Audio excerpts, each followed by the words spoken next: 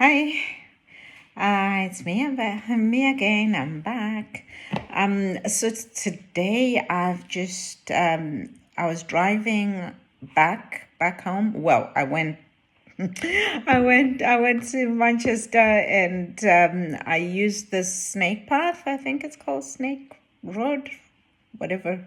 Anyway, the road that goes through all the Peak District, and came back the same way. I can't remember what it's called. I think it's the M67. I think. But I was like, so on my way going, I don't think I came across any cyclists on the road, but I think they were, but it didn't click to me because nothing specific happened. But when I was coming back, there were quite a lot of cyclists on the road, individual, maybe two or three at a time, and it was very hard.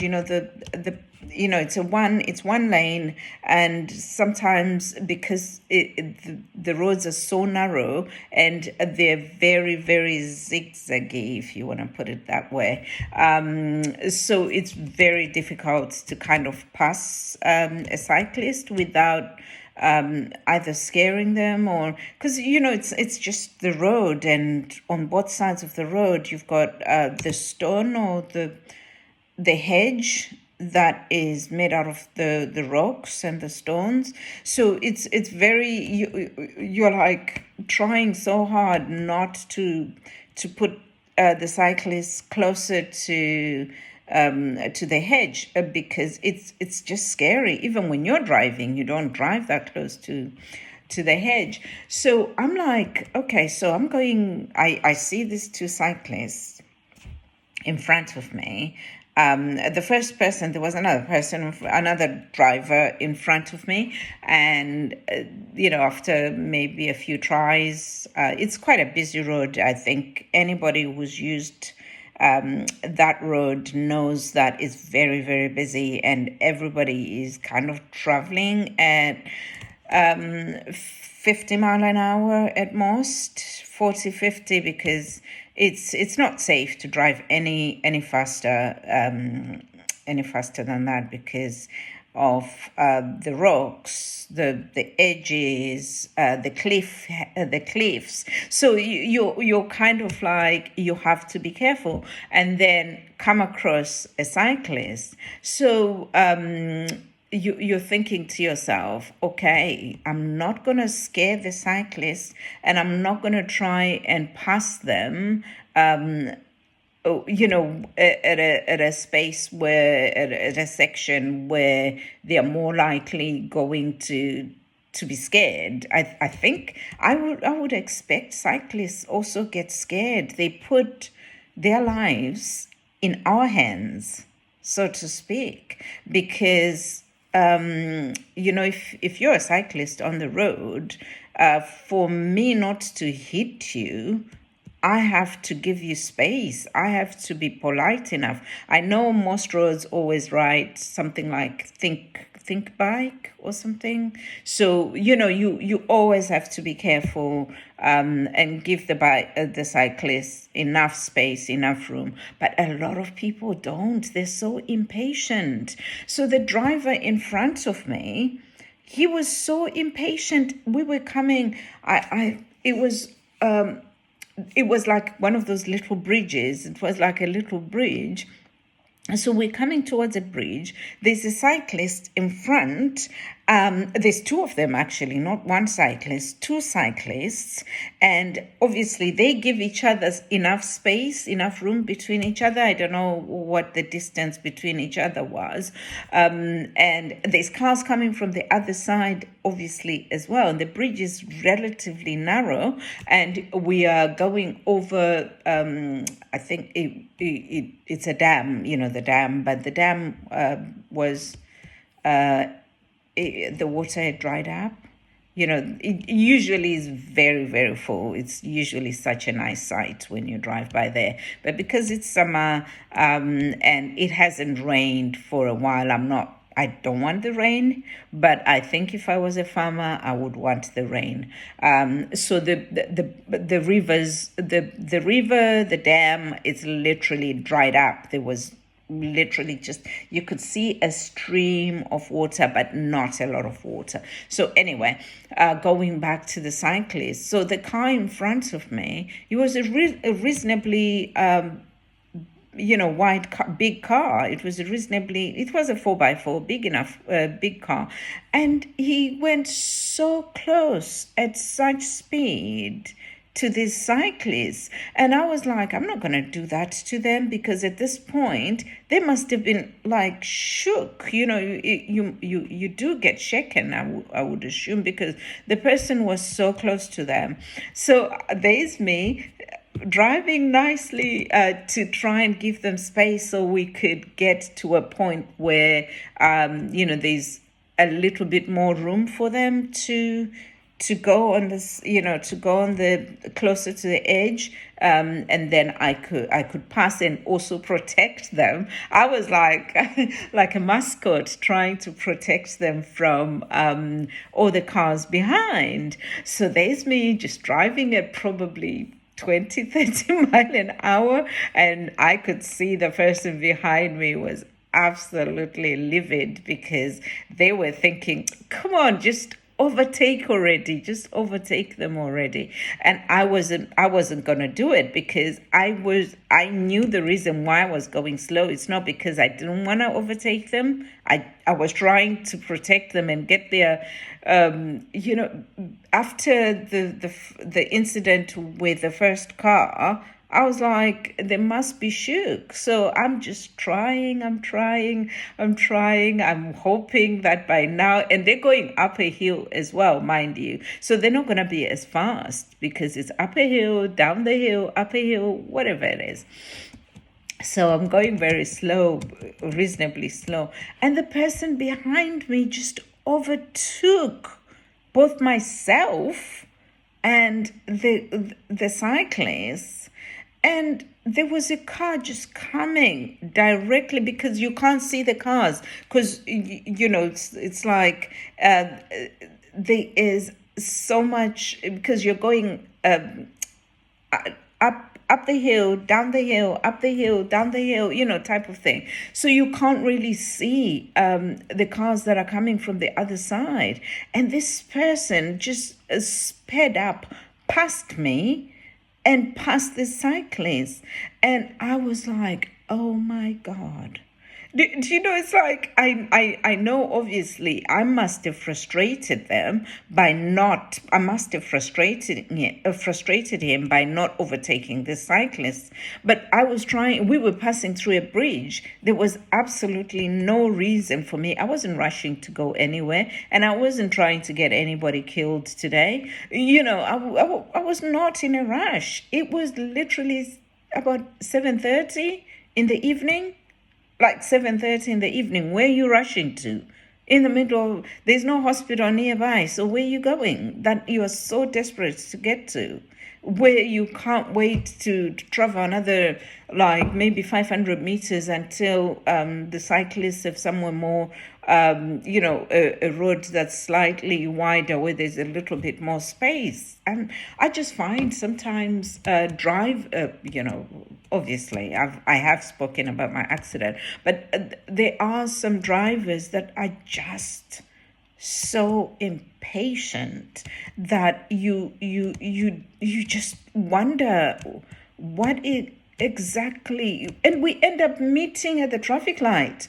We're both at the same traffic light when we reach the traffic light. So why were you going so fast when we're just going to be stopped at the traffic light? What did you benefit? What did you actually, what exactly did you achieve? However, so this cyclist, eventually I did overtake them, but I felt like I had done my part as a good mascot for them. But I just felt so bad. I mean, I know cyclists do this. They do it. It's almost like it's a sport, or they do it for a living. They do it all the time, and you wouldn't be on that road if you were afraid that somebody will run you over, but it must be something that goes through their minds at all times, every time they hear a car coming behind them, that to say, is he going to give me enough room? But obviously it's part of your, when you have your driving lessons, your driving test, you have to give the cyclists enough room and whatever. But a lot of drivers are just so impatient, and so they feel like the road just belongs specifically to them, to cars, but not to cyclists. I remember many years ago, probably in 2012, probably about 2012. So I bent. Well, the story is not about burning my wrist, my hand with a hot water bottle, but I'm just going to talk about it anyhow. So I came home from work. I used to do work in a medical facility, and we used to finish at 9 o'clock. Was it 8:30 or 9? Maybe 9. I can't remember, but it was probably about 9 when we finished. And I got home, had my food, put my hot water bottle, and once I got put my hot water bottle, it was probably about 10:30, and the hot water bottle exploded on me. And I had literally just put in boiling water, walking from the kitchen to my bedroom, and the whole hot water exploded right on my arm. So I was wearing like pajamas, or maybe like a jumper or something. I can't remember what it was, but it had like rubber on the edges, so it's almost like rubber or elastic on the edges. And the elastic, because once the elastic got into the boiling water, it just tightened against my hand, and it was quite painful at the time. I'm actually thinking about it now, but and I managed to get everything all off. And when I got it all off, and I was thinking, oh, I'm gonna be okay, it's just a little bit of hot water. I wasn't in pain or anything at that time. I wasn't in pain because it had just happened. So all I did, which probably helped me, I put a plastic bag, like cling film. I think it was either cling film or a plastic bag, and I wrapped my whole hand, including my whole hand in cling film, and wrapped it with something, a cold towel or something. I can't remember, maybe a cold towel, and went to bed. And didn't think anything of it. I woke up and my hand was absolutely, it was a painful. Because obviously in the night I was too tired. It had just happened. Didn't think of anything of it. Just thought, oh, it can't be that bad. So anyhow, so that morning, got up, decided it's time to go to the hospital. So went to A&E, which was an A&E which was nearby, near me. So on our way to the A&E, so this is what then happened. There was an accident. We dropped off the bus because the bus wasn't going any further. So we had to walk like about a mile or so because the road was closed. So we were like, oh, I was actually so angry that the road was closed.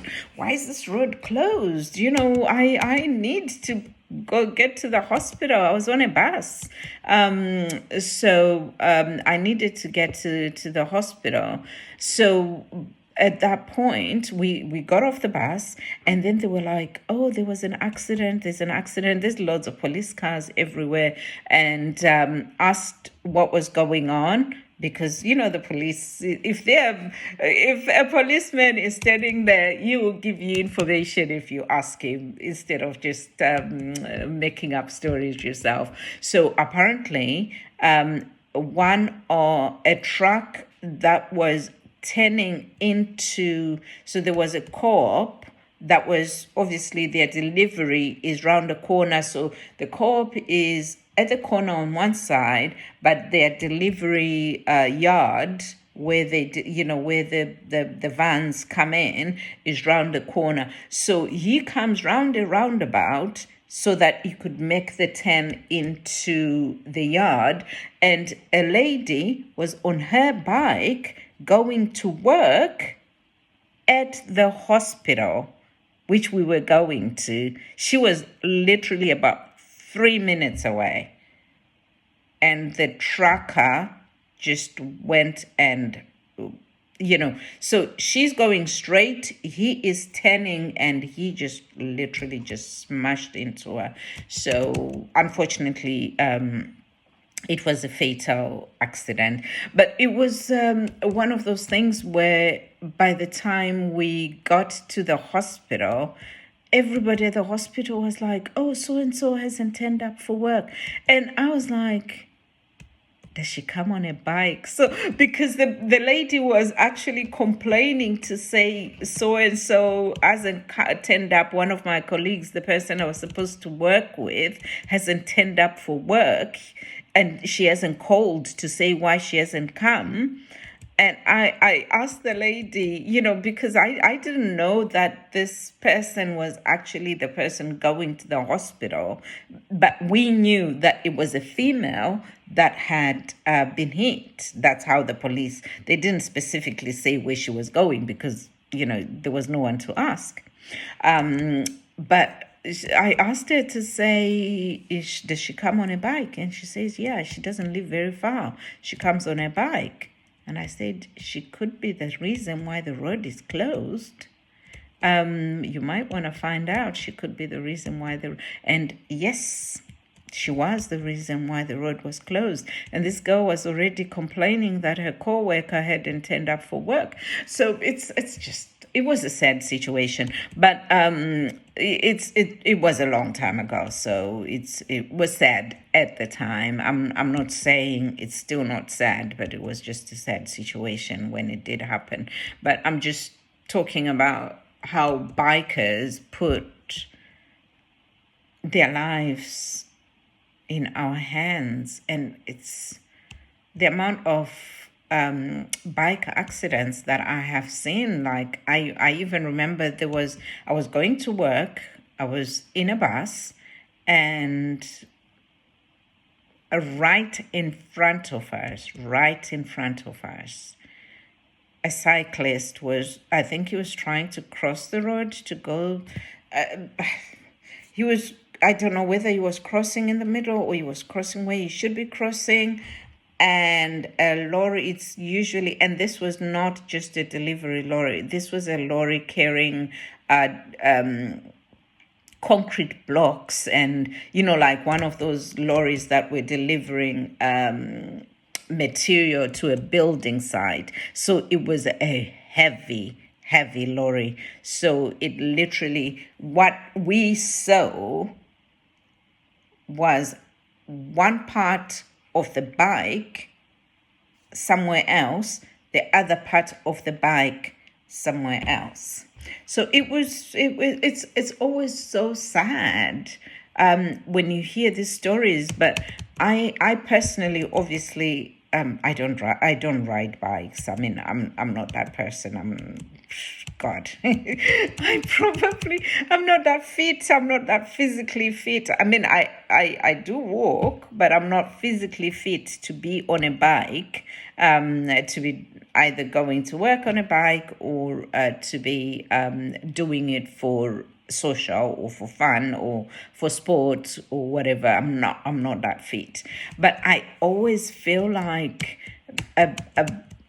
not motorbikers, but normal bikes that are on the road, the drivers, the riders or the cyclists are always putting their lives at risk. And it's something where obviously when you take up cycling as a sport, I don't think you think about it too much, because nobody wants to think about something that's potentially harmful to themselves. And you say, okay, I'm just going to do it because it's harmful. No, you do it because of the benefits of what what you get from the cycling. And but it's just something that,